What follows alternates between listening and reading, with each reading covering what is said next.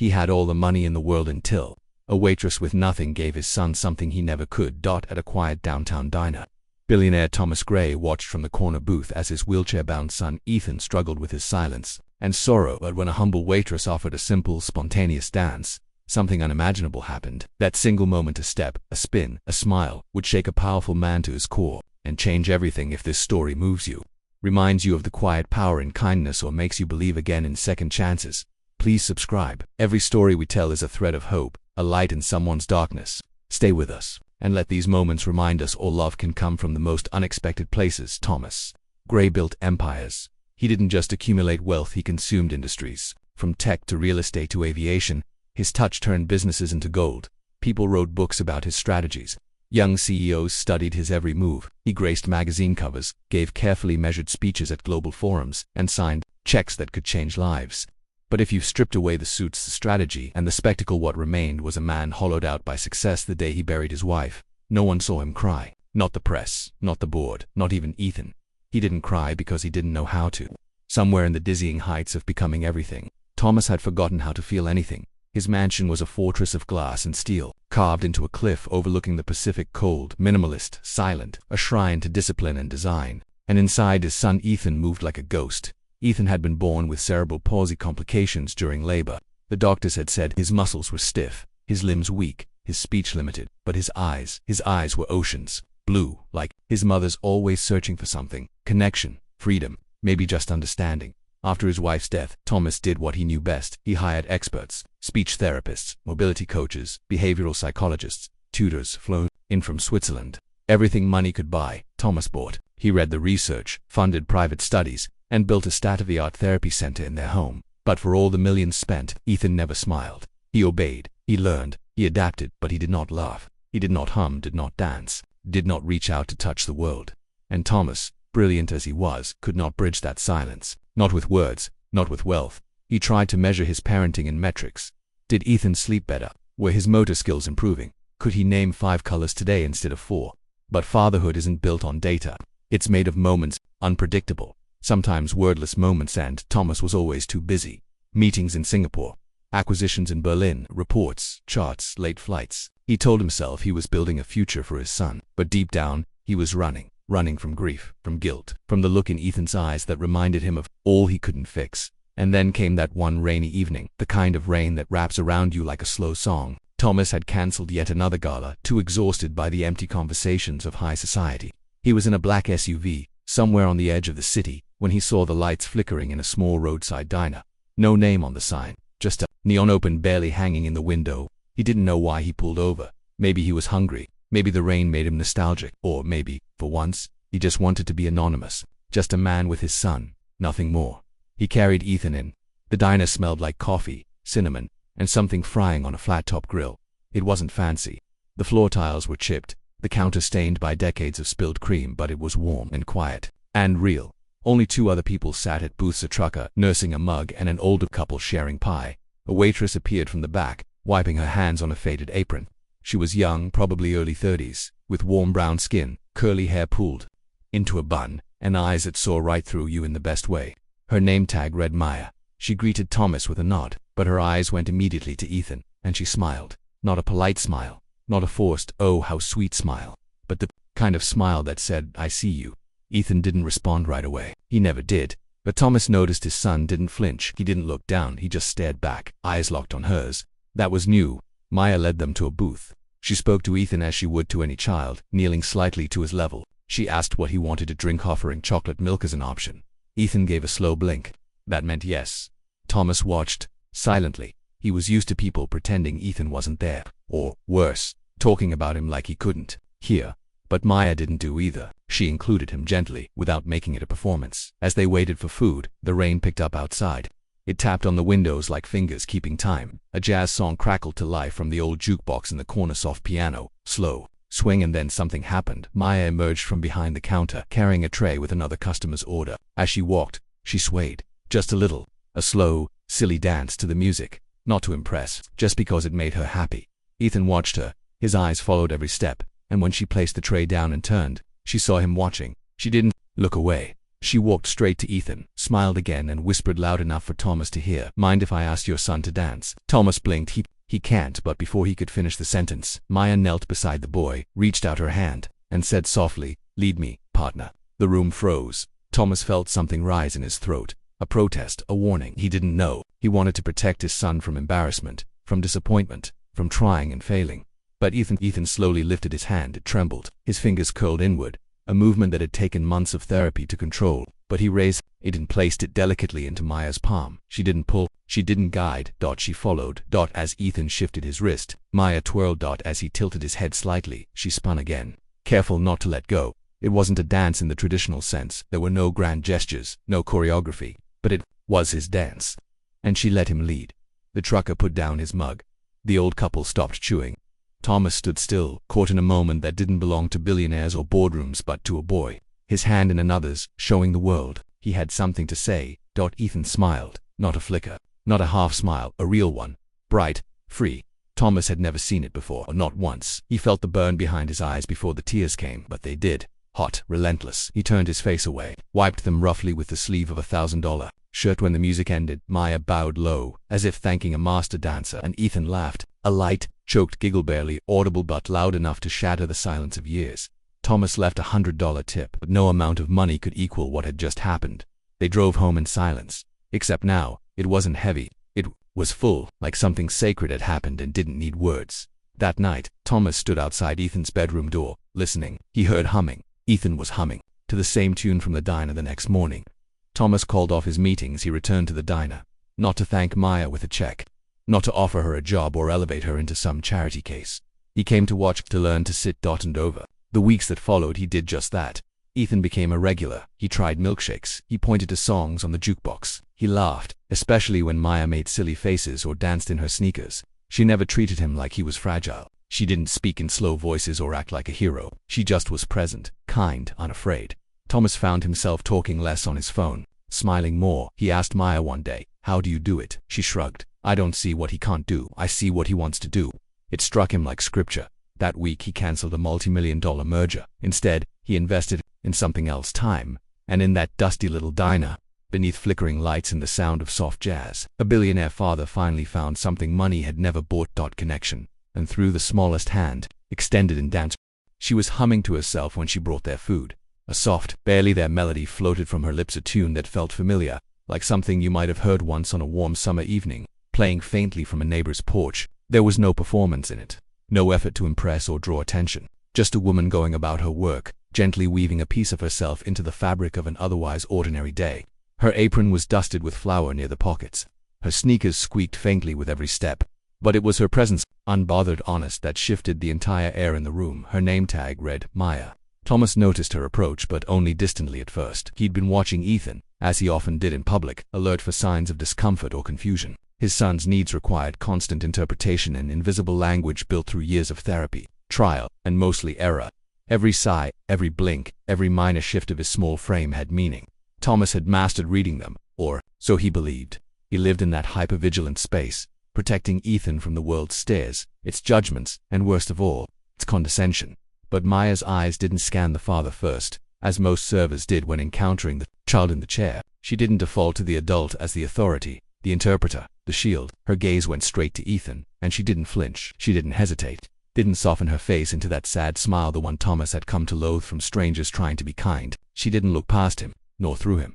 She simply saw him, and she smiled. It was the kind of smile that makes you feel like you've been known all your life, as if somehow she recognized Ethan not as the disabled boy, not as the billionaire's son, but just as a child who might like chocolate milk and music and silly jokes, a child who might want to be included in something, anything, without the heaviness of pity. Thomas blinked. It was subtle, but he saw something in Ethan's face, too, a softening. The tight line of his mouth relaxed slightly, and his fingers stopped their usual nervous tapping against the tray on his chair.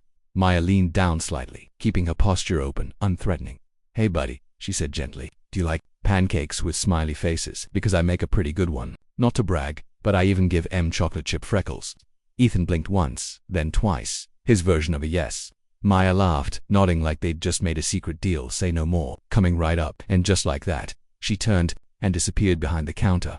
Thomas didn't speak. He wasn't sure what he would have said even if he'd tried. He'd watched hundreds of interactions over the years, some kind, some awkward, most painful, well-meaning people who talked over Ethan, who spoke louder, as if volume could reach past what they misunderstood.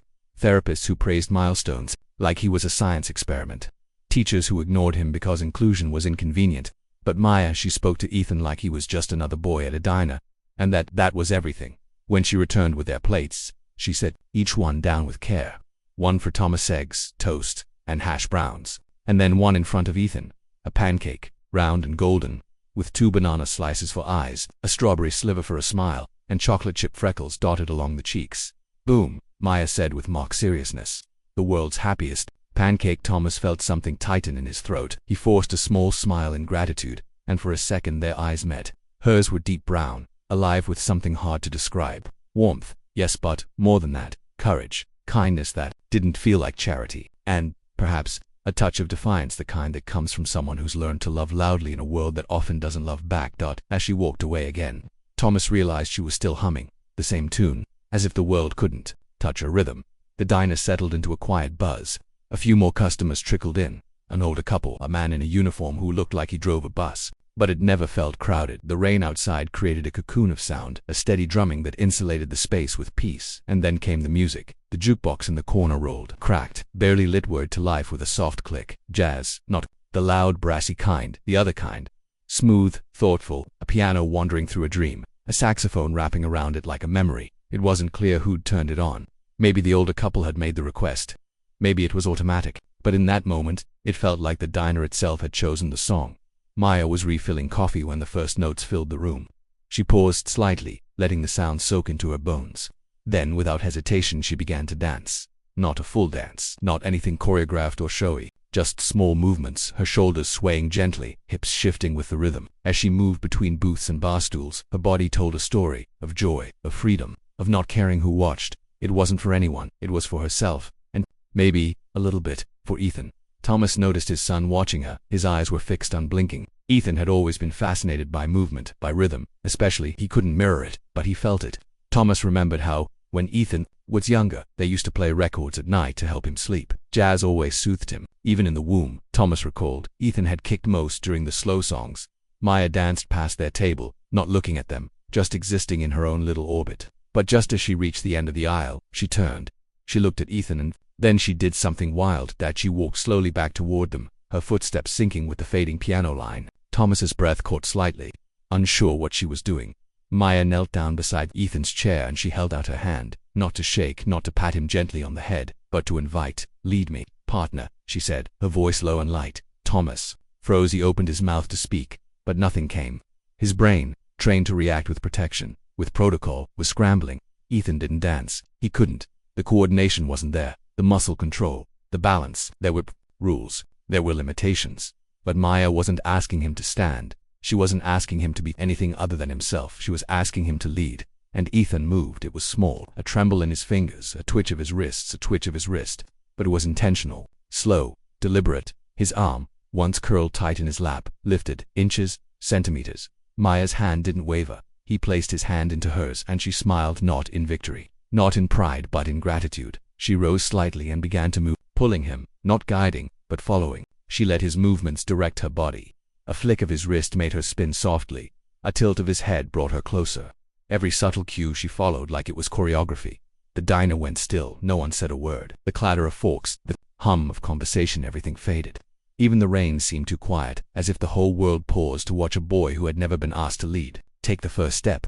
Ethan's face changed. It was subtle, then explosive. His brow unfurrowed, his jaw loosened. And then it happened. His mouth opened in the smallest laugh. A breathy, joyful sound that cracked like sunlight through heavy clouds. He laughed, and Thomas shuddered. The tears came too fast to stop. His hands rose to his face, shielding the emotion that broke through years of control. All the money, all the therapy, all the strategies. None of it had done what this moment had done. One woman, one dance, one fearless gesture of inclusion. Maya eventually finished the spin, bowed dramatically to Ethan, and whispered, "You're a natural." Ethan blinked twice. Yes, she winked, gently, released his hand, and returned to her other tables as if nothing extraordinary had happened, but everything had. Thomas didn't speak for the rest of the meal. He couldn't. He left a $100 tip, folded once beneath the syrup bottle, but no tip could pay for what she'd given. It wasn't a transaction. It was a gift. When they got home, Ethan hummed the jazz tune for hours, and he sat alone in his office, overlooking the cold sprawl of ocean through floor-to-ceiling windows, and he cried. Not because he was sad, but because, for the first time in a very long time, he felt human again, and he knew that somehow, some way, he would be back. Ethan hesitated. His fingers, stiffed from years of navigating the world through tension and therapy, fluttered slightly. His hand hovered in midair, trembling and sure, untrained, but full of a desire that had been buried so long he'd nearly forgotten it existed. A desire to belong. A desire to try. Maya didn't move. She didn't rush him. She held her position in front of him with the poise of someone who understood the fragile weight of this moment. Her open palm remained steady, unwavering, a silent, the vow that she wasn't going to pull away, that she would wait not for the movement, but for the choice. Her eyes never left his. It felt like the room held its breath. Thomas could barely process what he was seeing. Every instinct in him wanted to intervene, to shield his son, to whisper that it was okay to say no, that he didn't have to force himself, didn't have to try and dance just because someone asked. But something about Maya's calm, her patience, stopped him. She wasn't coaxing, she wasn't pushing, she was inviting, and then it happened. A tiny hand lifted. Ethan's hand rose slowly, as if breaking through invisible chains that had kept it bound. His fingers were slightly curled, not from fear, but from the way his muscles worked. There was no flourish, no grace as the world defines it, but in that subtle lift, there was a declaration louder than any music playing in that old jukebox. I want to. And Maya followed. She gently enclosed her fingers around his, careful not to grip too tightly, and stepped back, allowing him space to direct her. She let his rhythm become her own. Subtle as it was, Ethan's wrists shifted, and Maya took a step to the right. He leaned ever so slightly forward, and she responded with a twirl, slow and elegant, as if his movement had commanded it. It was a dance built not on technique, but on trust. Maya moved in harmony with Ethan's every cue, no matter how minor. She made each gesture feel like the lead of a professional conductor, responding as if he were orchestrating the entire diner into a quiet ballet. It wasn't about perfection, it was about presence. And in that moment, Maya gave Ethan the stage he had never been offered, not in therapy rooms, not in classrooms, not even in his own home. And he stared, not just with his eyes, but with his soul. He watched the boy he had raised, watched the slight curve of his smile return, not forced, not coached, but real. It bloomed slowly across Ethan's face like the sunrise, uncertain but breathtaking. The kind of smile Thomas had only seen in family photos from long ago, before things got complicated, before diagnoses and routines, before life became a checklist of can'ts and won'ts. And that face, glowing unburdened, wasn't the result of medication. It wasn't a milestone from a therapy plan or a breakthrough from an expensive specialist. It was something far more simple and far more profound. Someone had seen Ethan not as a problem to solve, not as a condition to manage, not as a child defined by a wheelchair, but as a person, as a boy, a partner. Thomas couldn't remember the last time he'd seen his son like that. Maybe never. He had spent years trying to help Ethan fit into the world, but in this moment, it was the world that bent to fit Ethan. The song ended quietly, the last note of the saxophone lingering in the air like a sigh. Maya smiled, gave a slight bow as if Ethan were the star of the show, and gently let go of his hand. She said nothing, because nothing needed to be said. She turned and walked away, slipping back into her role as waitress, moving to another table, with the same quiet grace, but nothing would ever be the same. Thomas sat frozen in the booth, barely touching his food, his mind reeling with 1,000 emotions he couldn't name. Gratitude, awe, shame, love, hope, all tangled together in a silent storm that gathered behind his eyes until it broke, quietly and without warning, the moment they stepped back into the car. He didn't mean to cry, not in front of Ethan, but the tears came anyway, hot, aching, and raw. Ethan sat quietly in the passenger seat, his head tilted toward the window. He didn't say anything, but his expression was calm, almost proud, like he knew, and maybe he did. That night, Thomas barely slept. He wandered through the echoing halls of his massive home, through rooms filled with priceless furniture and walls adorned with abstract art he never truly understood. The silence was unbearable. His usual comforts, his late-night emails, his imported scotch, the low hum of a distant piano offered no peace, because something inside him had shifted for years. Thomas had poured his wealth into creating a better life for Ethan. He built him a wing in the house with therapeutic floors and sensory lighting. He hired a live-in nurse. He flew him across the country for treatments that promised results. But none of it had brought his son the joy he'd witnessed in that one unscripted, ordinary moment at the diner. He thought about Maya, about her hands steady, gentle, about her eyes, clear, brave, about the way she didn't hesitate not to see Ethan, not to include him, not to let him lead. And the next day, without thinking twice, Thomas got back in the car. He drove through a drizzle of soft rain, parked in the same spot outside the diner, and entered with a sense of nervous anticipation he hadn't felt in decades. This wasn't a business meeting. There were no outcomes to control, no spreadsheets, just a diner, a waitress, and the hope of witnessing whatever magic had taken place the night before. Maya was there. She smiled when she saw them. Ethan's eyes lit up again. She didn't make a big deal of their return. She simply greeted them with the same warmth, as if they'd always belonged there. And that's how it began. Every week Thomas returned, sometimes twice. He stopped sending his driver and started driving himself. He started leaving his phone in the car. He began ordering the same meal every time, scrambled eggs and rye toast, not because he liked it, but because it felt grounding. Familiar. And each visit Ethan grew, not just physically, but emotionally, spiritually. He began initiating small waves to other patrons. He pointed to songs on the jukebox and looked to Maya for confirmation. He started humming along with certain melodies, and when the music played, he would reach out, sometimes just with a look, and Maya always knew. They danced. Sometimes for a minute, sometimes for the whole song, and the other diners. They watched, not with pity, not with curiosity, but with reverence, as if something sacred was unfolding before their eyes. Word started to spread. A few families with special needs children began to show up at the diner on Fridays, drawn by the quiet rumors of a place where their kids weren't stared at or ignored, where the waitress would smile and treat them like any other kid, where jazz played and laughter wasn't rare. Thomas noticed the shift, but he said nothing. He didn't want to disturb it.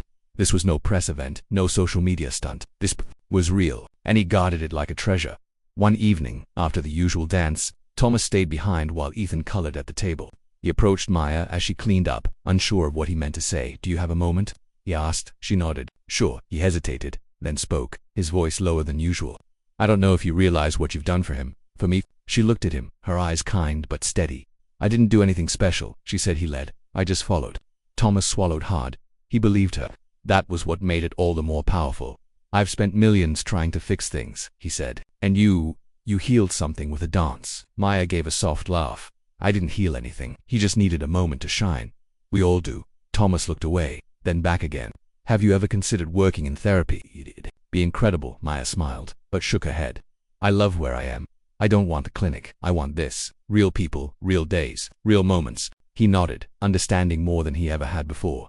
That night, Thomas did something he never expected. He picked up the phone and canceled a weekend trip to the Maldives. Instead, he took Ethan back to the diner for Saturday breakfast. It became a ritual. And over the following months, Thomas found his world changing. He started talking more with Ethan, not just about therapy, but about music, food, light. He began to understand his son's language, not just in movements, but in silence, in expressions, in joy. He changed his company's charitable direction, investing in sensory-inclusive community centers. He hired consultants who had lived experiences with disability.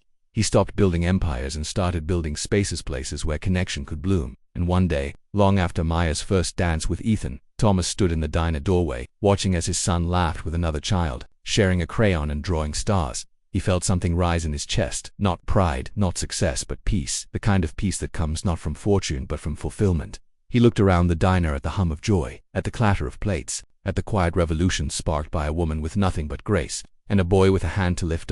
And he realized he hadn't come back for the coffee. He came back for hope. Ask ChatGPT tools. ChatGPT can make mistakes. See,